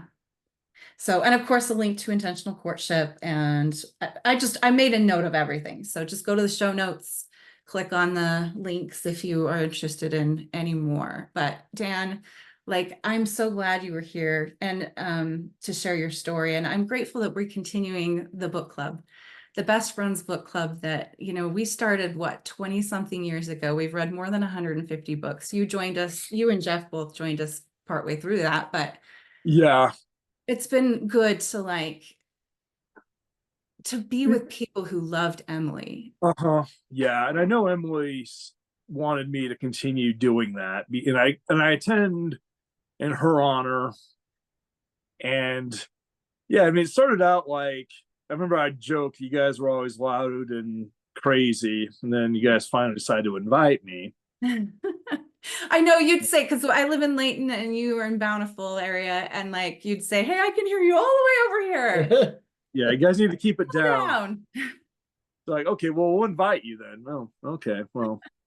So I got invited, and then around that time, Jeff got invited too. So it became a more, I guess, diverse. Mm-hmm. And then Emily's dad eventually joined too. So it's yeah. Okay, well, we're gonna like give you the last word. I probably have to pop out. I'm gonna let Jeff wrap up. I'm sure it won't last much longer, but I just want to say how much we appreciate you sharing her shot classes with us at the funeral, and also jewelry. Like the jewelry that you shared when like, because you had a whole bunch that after her family had gone through it, and like I was able to then disperse it in our friends group, like, Yeah. and that was a beautiful night. I mean, just talking with all of her friends here, like over the holidays, that's when we did it. And so, you know, we miss her, we're sad, we grieve, but we're also really grateful to have known her.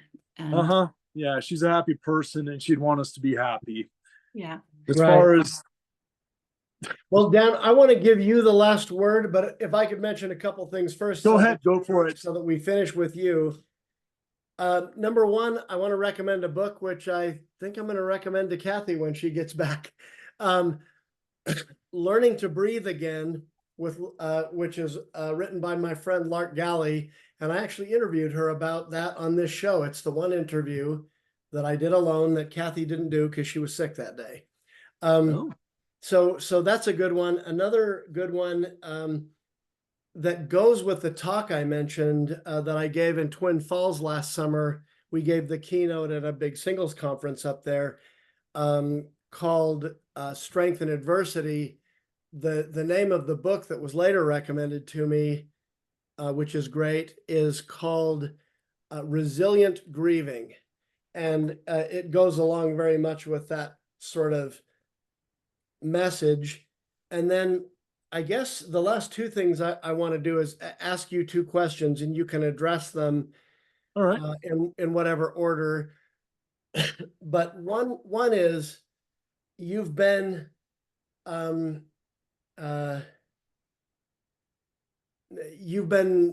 well dealing with Emily's passing for 9 months-ish, and even before that, when it was becoming apparent that was probably the result. Let me pop in one thing I think Emily would want me to say. She was diagnosed with cancer when she was, what, 41 or 42, something like that. Mm-hmm.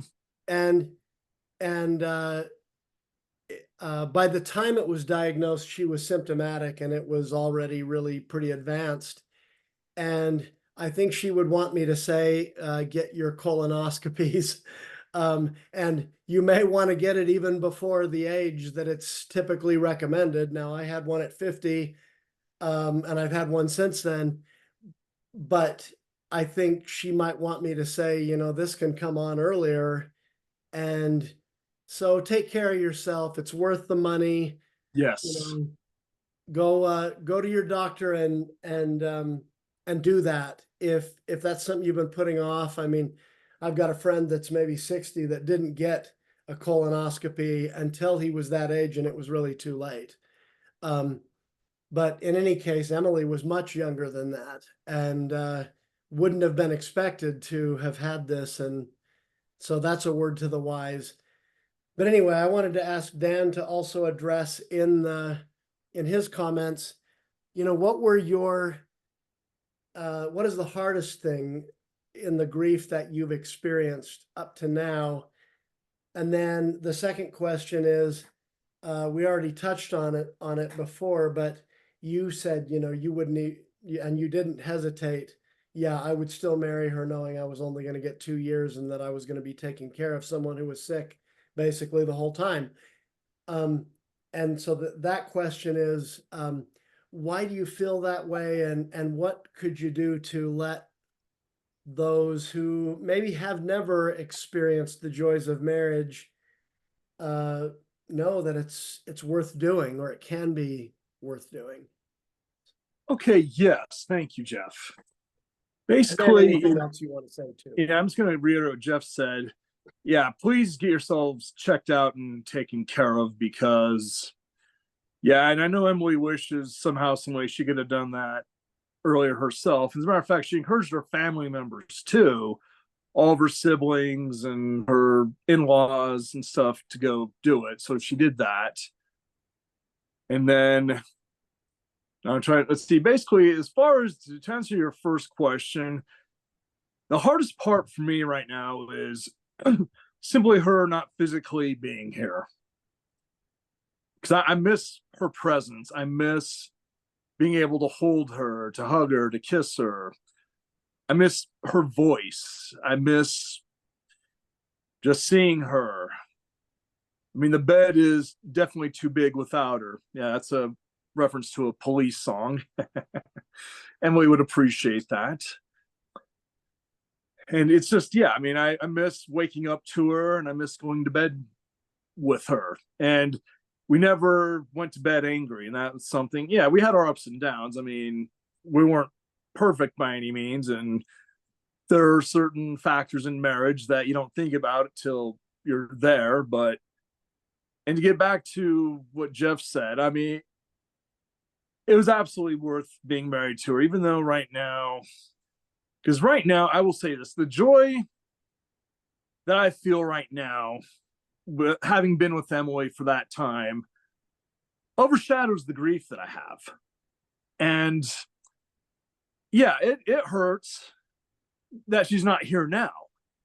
But I know that I will be with her in the future, that we will have a reunion, that we will be together again. And that is one of the reasons why I wanted to marry her. And when I did, was because I had no idea how much time I'd have with her. Would I have 6 months? Would I have 2 years? Would I have 10 years, 20 years? Who knows? But the truth of the matter is that 2+ years I had with her, that was the best time of my life. And yeah, right now, my life does suck without her, to reference another song, nod, nod, wink, wink. But yeah, everybody likes when I do callbacks like that. But that 2 years of joy that I had, and right now, yeah, I have my ups and downs as far as grieving goes. I mean, right now I'm fine, but I have my ups and downs. I mean, it ebbs and flows, dips and valleys, right? But I'm doing my best to honor her. For example, in a couple weeks, I'm going to a concert, a New Kids on the Block. And actually, Emily went and saw New Kids on the Block a couple years ago. That was one of our favorite concerts. So I'm looking forward to that, because it'll be kind of like a throwback to that time. And I'm going with a friend of mine, and he's a good guy, but he's no Emily. Actually, no one is, but he understands that. And then later on in August, I'm going to go see Howard Jones at the Sandy Amphitheater. And the reason why that's significant is because the last concert Emily ever went to with me was at the Sandy Amphitheater, and we saw the Lost 80s live. So I'm going about a week after the year mark. So it'll be a year and a week that we were last together at the concert. And for me, that's significant because, yeah, we loved going to concerts together. And I'm honoring her by going to these concerts. And yes, I absolutely wish that she was with me physically going to these concerts. But I know somehow, some way she'll be there in spirit. I know she was there with me in spirit when I went and saw U2 at the Sphere. I know she was probably singing along with me in some fashion. And so, yeah, I would say I'd absolutely, knowing what was going to happen, I'd absolutely marry her all over again, no question. Because I know it's an eternal perspective. I know that, yeah, I mean, I wish we could have had children in this life. It didn't happen, but you know what? That's okay, because it'll happen in the next. And we'll continue our marriage in the next life. I mean, right now, I still have a purpose here, whatever that is. I mean, I kind of have an idea. I'm just trying to live my best life and help others, be of service to others. And I know when the time comes, I'll be ready to see her again. But she's in no hurry to see me right now. At least I hope not. Hopefully nothing will happen before this video airs. No, I'm kidding. She, like I said, she likes my sense of humor, so it wouldn't be right if I, didn't have that sense of humor in there, because that's part of who we were. Is just, I mean, that's how we got along so well. Is we'd have a sense of humor about stuff. It's. People notice that actually, even when we weren't dating, they noticed our little inside jokes, and it wasn't even planned. It just happened. These inside, the stuff that we had, they just simply happened, and we were on the same wavelength. That's so cool. But yeah, I would definitely, I don't know what everyone's circumstance or station they're in, but yeah, enjoy what relationships you have, and don't be afraid to explore something further if you see that as a possibility. It's worth the risk, even if you end up only being with them for a couple years. Because, and I'll emphasize this again, the joy I feel having been married to Emily for those 2+ years overshadows the grief that I'm feeling now and will continue to feel. Because even when I have those grief moments where I'm like, oh my gosh, I miss her and I'm bawling my eyes out, I remember all the good times. I have banked those. As a matter of fact, when we were together, I even tell her, when we were together, I'd say, you know what, babe, I am banking this right now because I want to refer back to this. I mean, we didn't always touch on it, but I knew at some point, I was hoping she'd be old enough, that she'd have to take care of me and do a bunch of stuff. And, sadly that never quite happened, but I was looking forward to it, that, she'd have to be my caretaker and, she'd have to wheel me around and, stuff. But that never quite happened. But yeah, I look back on the good times we have and I bank those. Yeah. And yeah, so I hope I didn't go too long, but I just had to express what I felt was in my heart. And I just felt like that's what I should emphasize is just go for it. Let's do it.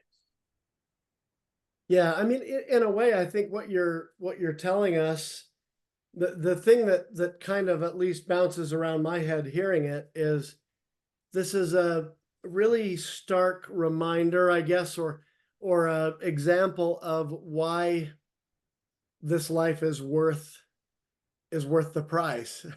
Because sure, we're going to go through pain, but like I said about my son and meant it sincerely, and like you said about Emily, I would still make the same choice if it was in front of me and I could know the pain. The joy would be worth it. The joy overrides it. And I think that's maybe the hopeful part of this conversation is that it's worth it, Mm-hmm. And there's that saying that's almost a cliche now. I never said it would be easy. I said it would be worth it. But in reality, even when you look at the really hard things like losing a spouse, losing a child, losing a parent, whatever it may be, the really difficult losses that you have in life, you can look back on it and say, sometimes it was even hard when that person was here. But it's much harder to lose them. But even having said all that, you look back and think that was a piece of joy in my life overall, and it was worth it. Mm-hmm.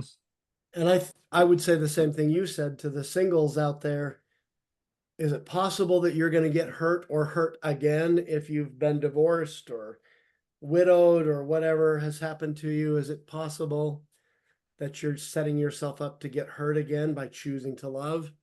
Well, it's possible. You could. All love in this life ends in pain. Like Dan said, we've got a life on the other side, and we've got a life to continue when both of us are moved on. But yeah, in this life, all love ends in pain. So why do we do it? We do it because we don't know the other way. We do it because it's worth it. It's the most joy we'll ever experience. Yeah, and I've had Emily's family tell me straight up that I added that missing component to Emily's life. I 100% agree. They were so grateful that I could, because yeah, Emily lived her life. She had a great life. And I'm not saying you can't have a fulfilled life, but again, I was single for the majority of my life. But just having her was rounded out your life as well. Yeah. And and again, we were both happy single, but we knew we could be happier together. And again, that's just for us. I know different people have different circumstances, and I don't want to cause any sort of contention or anything, because not everyone sadly has had that experience or opportunity. And I want to be sensitive to that. Sure. But again, Emily is glad to have met me and married me. As a matter of fact, she was buried in her wedding dress. And on her headstone, she lists all her relationships. The first one that she lists is wife. And that, to me, that means a lot, because that was her most valued relationship. I mean, not that she were no less valuable, but to me, the fact that you put that as number one means a lot to me. Yeah, as it should. Well, folks, I want to thank Dan for being here with us. It's been a great conversation. I hope that you all enjoyed it and learned from it. And it's a bittersweet moment as we remember people that have been lost, loved ones, and yet in the end, although loving isn't easy and sometimes it's painful, we conclude here that it's worth it. And that's Yes. why there is such an organization as we name Love in Later Years. So thank you for coming, Dan, and thank you for all You're for welcome. listening. Yeah, I just want to And, emphasize again, if I may, that you're yes. all worth it. Regardless of your circumstances, you are worth it. Life is worth it. Yep. And remember, folks, what we always say, and I think it's particularly proper here, remember that any time is a great time for more love in your life. And thank you again for listening.